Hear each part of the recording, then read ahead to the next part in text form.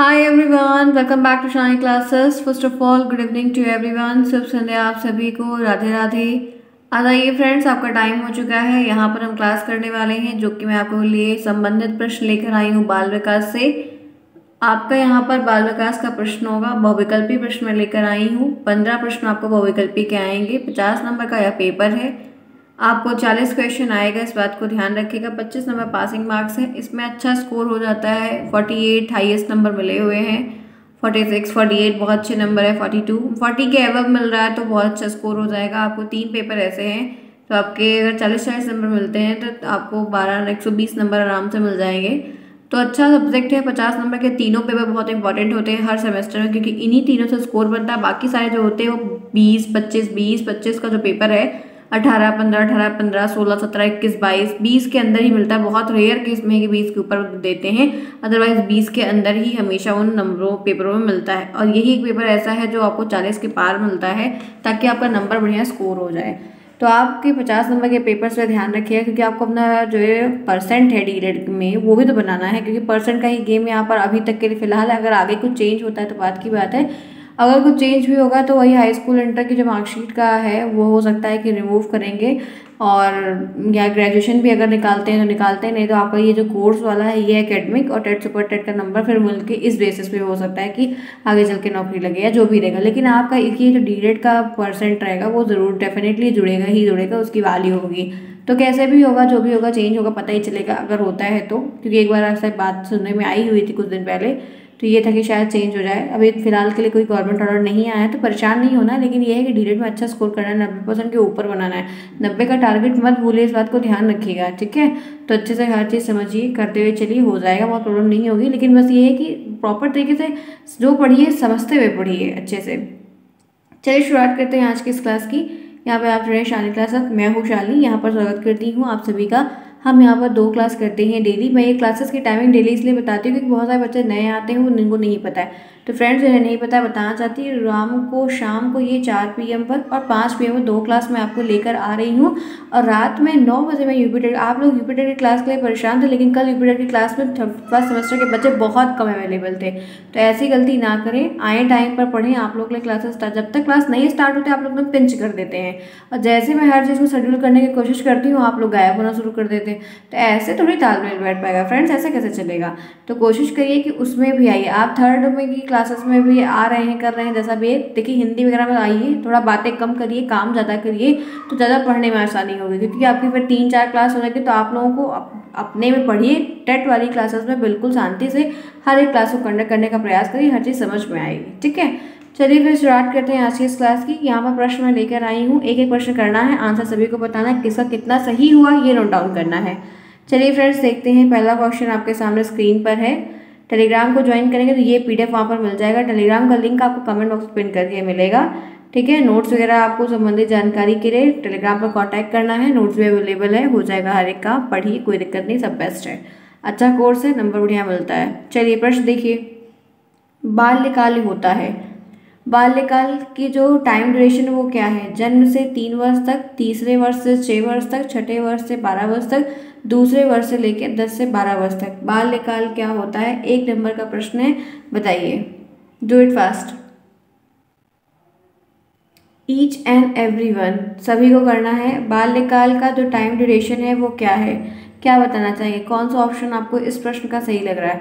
तो बाल्यकाल कहिए या बाल्यावस्था कहिए, बोथ आर सेम। इंग्लिश में इसको चाइल्डहुड कहते हैं। ये अवस्था की हमारी दूसरी अवस्था होती है, जो इस अवस्था से हर एक बच्चा होकर गुजरता है। आप भी गुजरे, मैं भी गुजरी हूँ, आने वाले सभी बच्चे भी इसी अवस्था से होते हुए गुजरेंगे। तो आपको पता है कि वो है 6 से 12 वर्ष। तो टाइम ड्यूरेशन सभी अवस्थाओं का आपको ज़रूर से ध्यान रखना है, और हर अवस्था को जो अलग अलग नाम से संबोधित किया जाता है उसको भी आपको ध्यान में रखना है। आपका एक प्रश्न हो गया, आगे बढ़ते हैं। दूसरा देखिए। निम्नलिखित में से कौन सा आयु समूह परवर्ती बाल्यावस्था की श्रेणी के अंतर्गत आता है? परवर्ती का मतलब है पूर्व बाल्यावस्था। परवर्ती का मतलब क्या है कि पूर्व बाल्यावस्था। तो इनमें से ऐसा कौन सा एक ऑप्शन है जो पूर्व बाल्यावस्था का है? 11 से 18, 18 से 24, जन्म से 6, 9 से 12। क्योंकि बाल्यावस्था की 2 और कैटेगरी होती है, एक पूर्व होती है और एक उत्तर होती है, ठीक है। एक पूर्व बाल्यावस्था होती है, एक उत्तर बाल्यावस्था होती है। तो इस ऑप्शन में से कौन सा ऑप्शन सही है? आंसर करिए। वक्त आपके पास है देख के समझ के ऐसा भी प्रश्न आपको बनता है। ये सुपर टेट में भी, डीलेट में भी देखने को मिलता है, टेट में भी आता है। ये संबंधित प्रश्न बहुत बारी आया हुआ है, तो आराम से करिए, कोई जल्दबाजी नहीं। पूर्व बाल्यावस्था किसको कहते हैं? बाल्यावस्था का टाइम ड्यूरेशन आपको पता है 6 से 12। अब 6 से 12 में पूर्व बाल्यावस्था और उत्तर बाल्यावस्था 2 कैटेगरी में बांट देते हैं। तो क्या आपको लग रहा है, आपको क्या यहाँ पर सही लग रहा है, बताएंगे? चलिए फिर आपको बता देते हैं, आपका यहाँ पर डी ऑप्शन सही होगा। ठीक है, क्या है, डी ऑप्शन यहाँ पर आपका सही होगा। आगे बढ़ रहे इसी के साथ चलते हैं। नेक्स्ट देखिए, स्वकेंद्रित अवस्था होती है बालक के कौन से? जन्म से 2 वर्ष तक, 3 से 6 वर्ष तक, 7 से वर्ष से किशोरावस्था तक और किशोरावस्था। स्वकेंद्रित अवस्था कब होती है, किस स्टेज में, वो टाइम ड्यूरेशन क्या है? आंसर बताइए। स्वकेंद्रित अवस्था होती है किस अवस्था, किस टाइम ड्यूरेशन के बीच के इंटरवल को स्वकेंद्रित अवस्था कहा जाता है?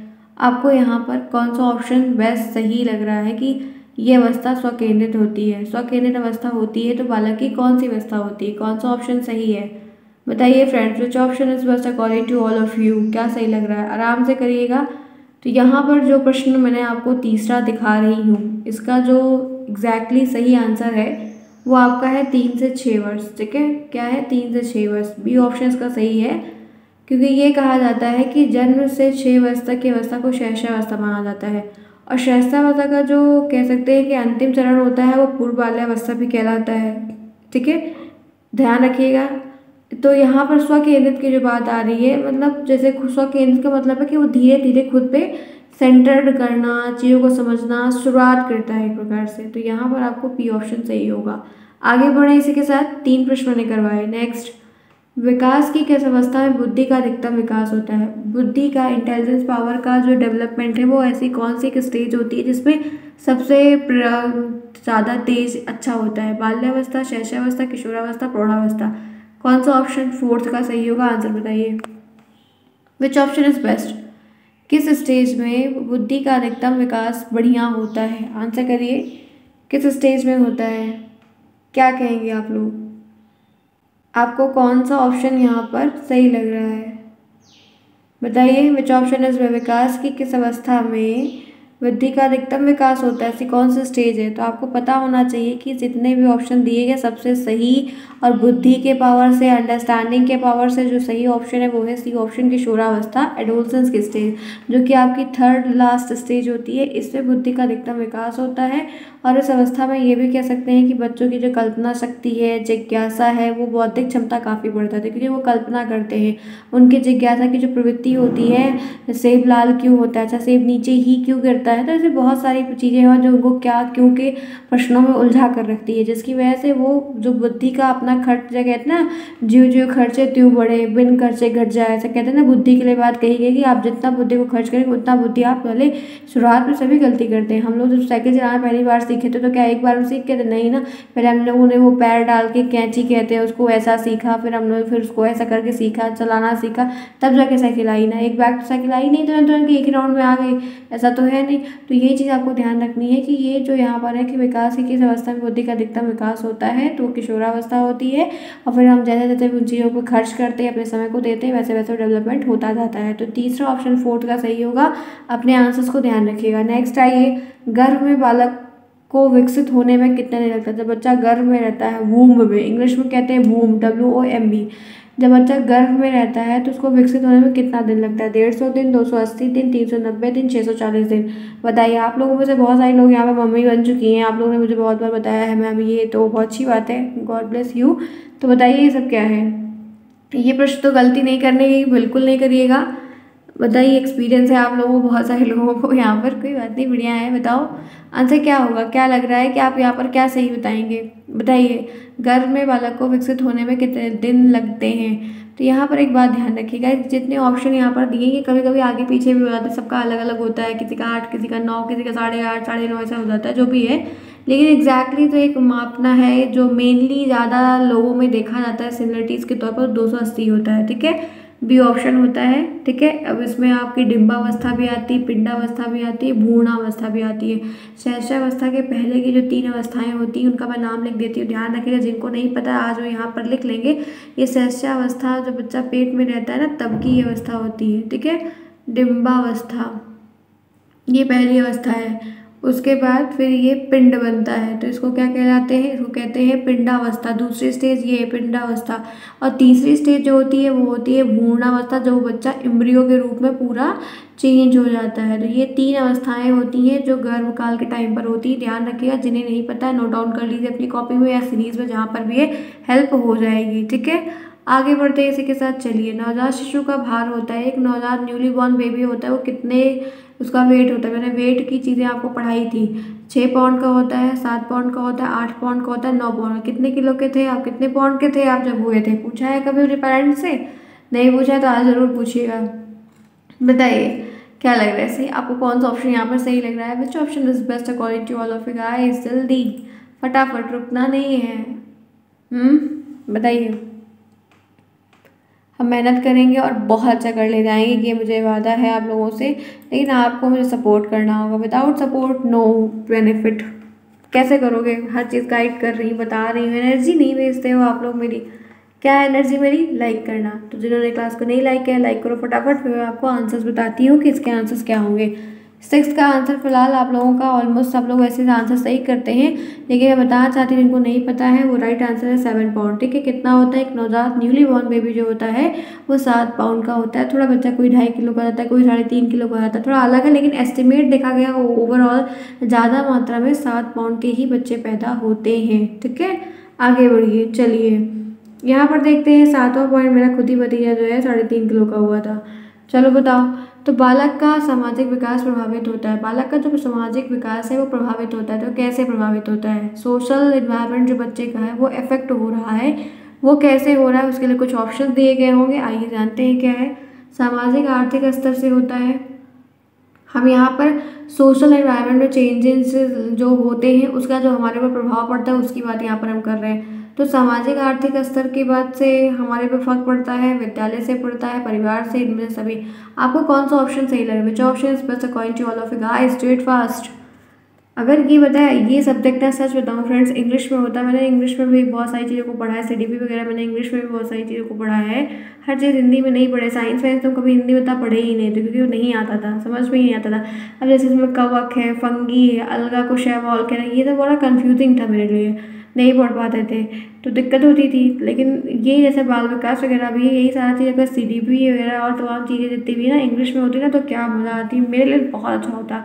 मैं आप लोगों को बहुत अच्छा पढ़ा पाती, क्योंकि कभी कभी हिंदी के शब्दों में चीज़ों में ना मेरा भी कन्फ्यूजन हो जाता है, क्योंकि मेरी हिंदी में वो पकड़ जो है थोड़ी सी कम है, अभी बेफरिकेट हो जाता है ना आप लोग को पढ़ाने के लिए पढ़ना, अदरवाइज तो काम मेरे सब इंग्लिश में है, इस वजह से अब आप लोग से लगाव हो चुका है, जिसकी वजह से हम इसको ब्रेक नहीं कर पा रहे हैं।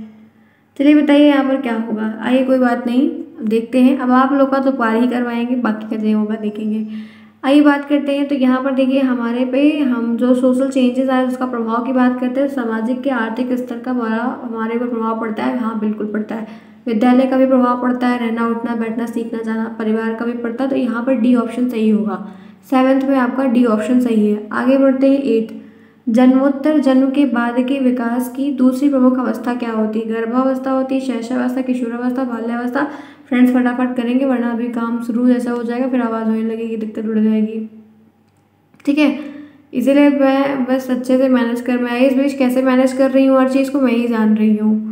चलिए बताइए, आप लोग के मैथ के प्रश्न में दो एक जगह मैंने चेंज नहीं किया था, वो मैंने दिल्ली में लगाया और ध्यान नहीं दिया कि मुझे उसमें मंथ में चेंज करना था, महीने को साल से चेंज करना था। मैथ वाला एक क्वेश्चन वो था, और एक कोई पीछे का आप लोग दिए थे कि 15,000 को कि 1500 को किससे गुणा कर रहे थे, तो आप लोग कुछ आ रहा था। तो थोड़ा कैलकुलेशन देख लीजिएगा, कैलकुलेशन पे आप लोग इतना बूम हो जाते हैं, उस चीज़ को थोड़ा ध्यान रखिए। ठीक है फ्रेंड्स, अब क्या ऐसा तो है नहीं कि 15 × 30 मुझे आता नहीं है, लेकिन मैंने जल्दी जल्दी में किया इसलिए ध्यान नहीं दिया। कभी कभी क्या होता है कि कैलकुलेटेड नहीं लिए रहते हैं, कुछ भी चीज़ें हैं तो जो दिमाग में ऐसा कैलकुलेट किया लिख दिया, ऐसा कर दिया।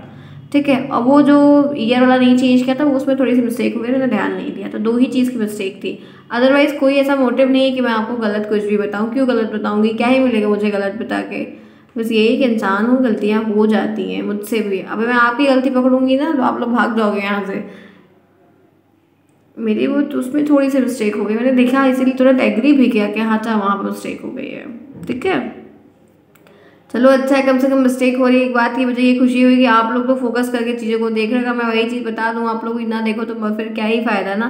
तो ये बात एक अच्छी मिली कि मतलब मेरे साथ जो बच्चे पढ़ रहे हैं इनको मैं पढ़ा रही हूँ, समझदार है, तेज तर्राक है, कि कम से कम वो ये बात तो ध्यान रखे मैम यहाँ पर गलती है, ये ऐसा है। ये बहुत अच्छा लगा मुझे जान के। ठीक है, बहुत सारी गर्ल्स ने भी बताया था, टेलीग्राम पर भी कुछ बच्चों ने बताया था, तो बहुत अच्छी बात है। गुड, कीप इट अप बच्चों, ऐसे ही पढ़ते रहो, बढ़िया हो जाएगा। ठीक है। चलिए बताइए एट्थ क्या है। जन्मोत्तर जन्म के बाद की दूसरी अवस्था क्या होती है? गर्भावस्था, शैशवावस्था, किशोरावस्था, बाल्यावस्था। एट्थ में आपका कौन सा ऑप्शन सही होगा? Which option is best according to all of you guys? जल्दी से, मुझे नहीं पता है, जल्दी बताइए क्या सही होगा आपका। बताइए आपका यहाँ पे कौन सा ऑप्शन सही होगा। जन्मोत्तर जन्म के बाद की विकास की दूसरी अवस्था क्या होती है? तो आपको पता है शैशवावस्था होती है, इन्फेंसी। ठीक है, शैशवावस्था होती है दूसरी अवस्था, फिर बाल्यावस्था, फिर किशोरावस्था। एट्थ हो गया, आइए बढ़ते हैं नाइन्थ में। खिलौनों की उम्र कहा जाता है, ऐसे कौन सी स्टेज है जिसको हम कहते हैं कि ये खिलौनों की उम्र है? इसमें खिलौने ही खिलौने होते हैं और हम यहाँ पर खिलौने संबंधित बातों को करते हैं, खिलौनों की उम्र कहा जाता है। पूर्व बाल्यावस्था को, उत्तर बाल्यावस्था, शैशवावस्था को, और इनमें से सभी। खिलौनों की उम्र किसको कहा जाता है? कि टेट का भी बहुत फेवरेट प्रश्न है, ये टेट में भी बहुत बारी आता है। तो खिलौनों की उम्र क्या कहा जाता है? मैं आज इसका टेस्ट लेने वाली थी लेकिन मेरी शेड्यूल हो गई मीटिंग, जिसकी वजह से मैं नहीं कर पाई। तो मैंने कहा कि देखो मैं पीडीएफ बना रखा था रात में ही कि बच्चों को करवाएंगे, बट नहीं मिला टाइम, तो मैंने कहा कि आज यही होता है, तो ये भी करवा रही हूँ। ठीक है, लाइव नहीं आ पाई तो ऐसे ही सही, क्यों, सही है ना।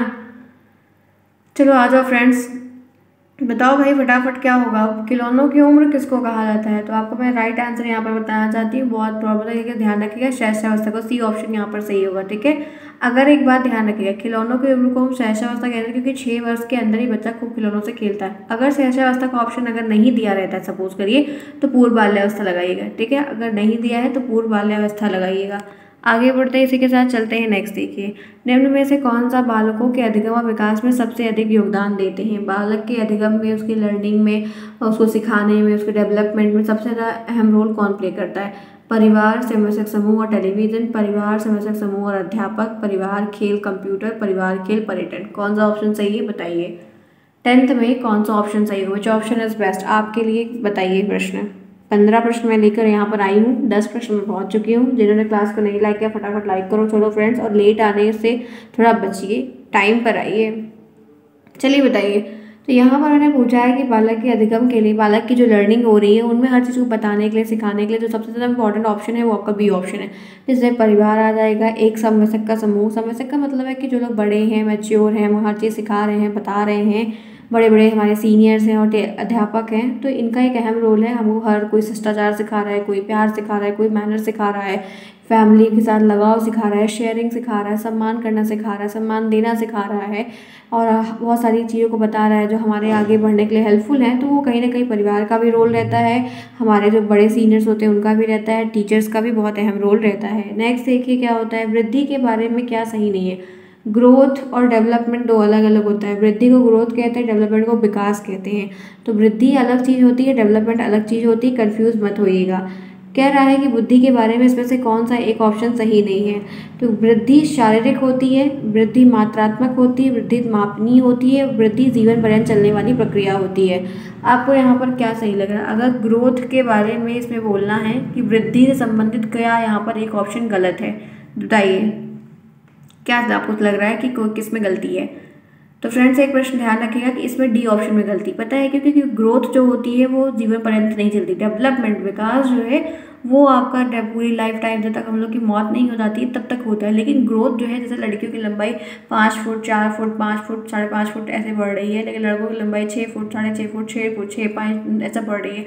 तो एक अमाउंट है, 1 इंच तक है, 1 फुट तक है बढ़ रही है। अब 10 फुट, 15 फुट, 20 फुट का इंसान थोड़ी होता है, थोड़ी हो रहा है। तो एक ग्रोथ जो है, शरीर शारीरिक ग्रोथ जो है, हाथ का नाक मुंह दांत सब परमानेंट निकल चुके हैं, तो ग्रोथ जो है वो जीवन पर्यंत वाली प्रक्रिया।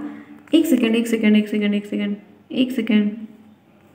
हाँ सही है। ये जो यहाँ पर लिखा है कि ये जीवन चलने वाली प्रक्रिया है, यही ऑप्शन यहाँ पर गलत है, बाकी सबका सही है। क्योंकि ग्रोथ हमेशा नहीं होती, एक सर्टेन अमाउंट तक होती है।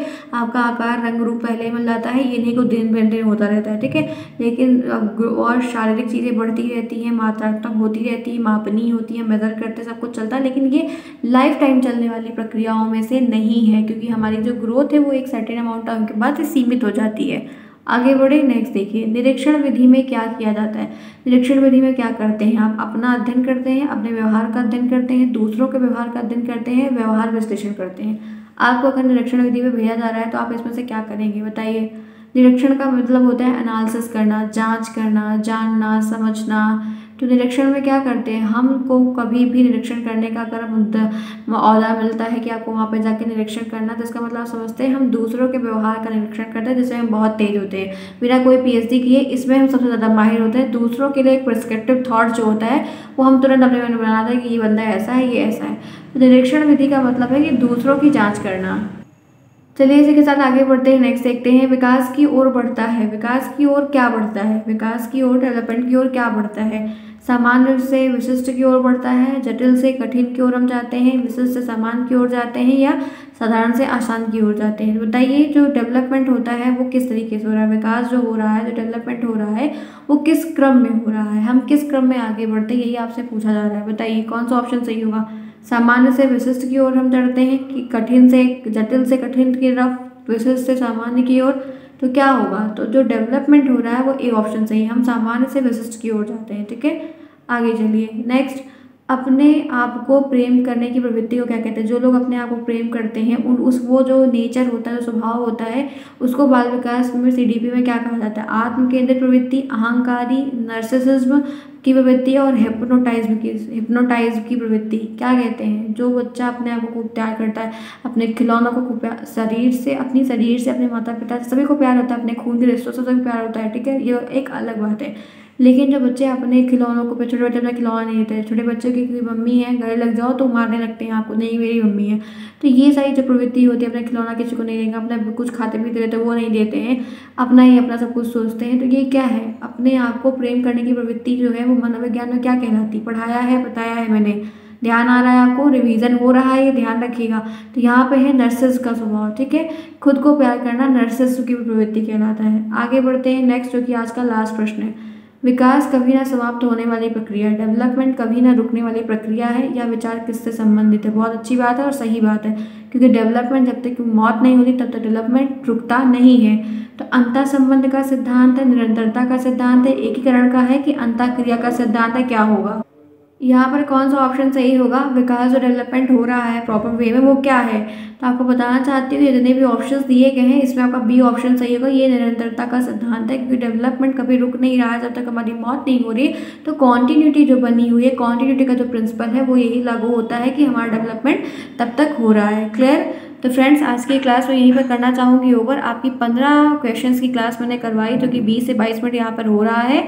आई होप आपने क्वेश्चंस को एंजॉय किया होगा। क्लास कैसी लगी सभी को बताना है, लाइक नहीं किया तो लाइक कर फटाफट करना है, बताना है प्रश्न कैसा है, किसका कितना सही का ध्यान रखिएगा। प्रश्न अच्छे हैं, इस तरह के प्रश्न आपको टेट में भी देखने को मिलेंगे, डीलेट में भी देखने को। और डीलेट से बाल विकास जो है ये डीलेट के फर्स्ट सेमेस्टर में है, बाकी सभी सेमेस्टर में आपको अलग अलग एजुकेशन के पेपर देखने को मिलेंगे। ठीक है, तो बहुत अच्छा पेपर है, अच्छे से पढ़िए, मेहनत करिए, कोई दिक्कत होती है पूछिएगा।